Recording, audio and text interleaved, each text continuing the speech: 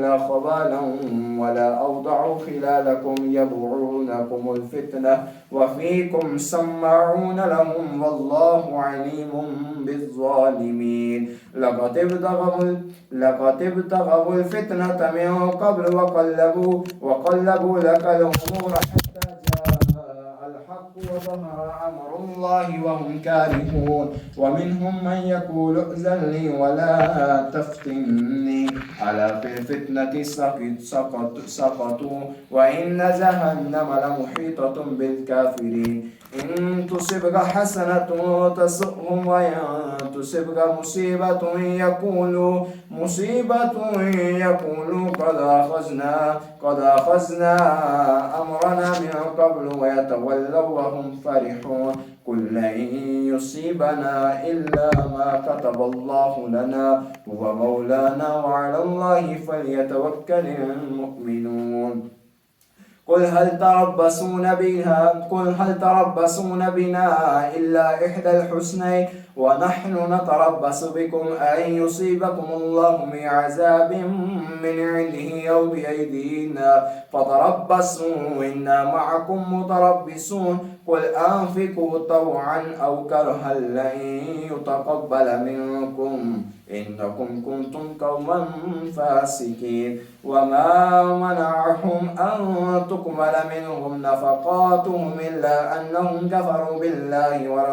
كفروا بالله وبرسوله ولا يأتون الصلاة إلا وهم كسالى ولا ينفقون إلا وهم كارهون. فلا تعجبك أموالهم ولا أولادهم إنما يريد الله ليعذبهم بها في الحياة الدنيا وتزهق أنفسهم وهم كافرون. ويحلفون بالله إنهم لمنكم وما هم منكم ولكنهم قوم يفرقون. لو يجدون ملجا أو مخارات أو مدخلا لولوا إليه وهم يجمعون. ومنهم من يلبسك في الصدقات فإن أعطوا منها رضوا وإن لم يعطوا منها إذا هم يسخطون.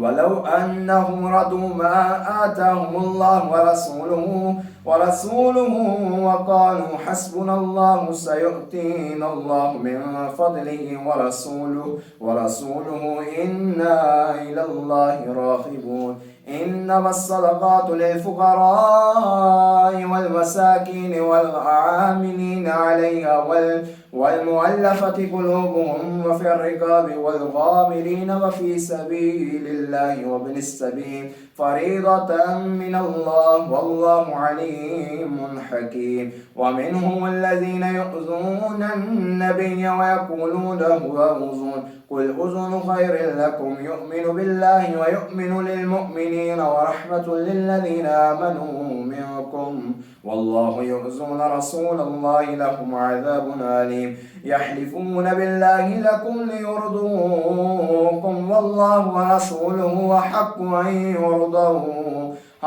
أن يرضوه إن كانوا مؤمنين. ألم يعلموا أنه من يحادد الله ورسوله فأن له نار جهنم خالدا فيها ذلك الخزي العظيم. يحذر المنافقون أن تنزل عليهم سورة تنبئهم بما في قلوبهم قل استهزئوا إن الله مخرج ما تحذرون. ولئن سألتهم ليقولن إنما كنا نخوض ونلعب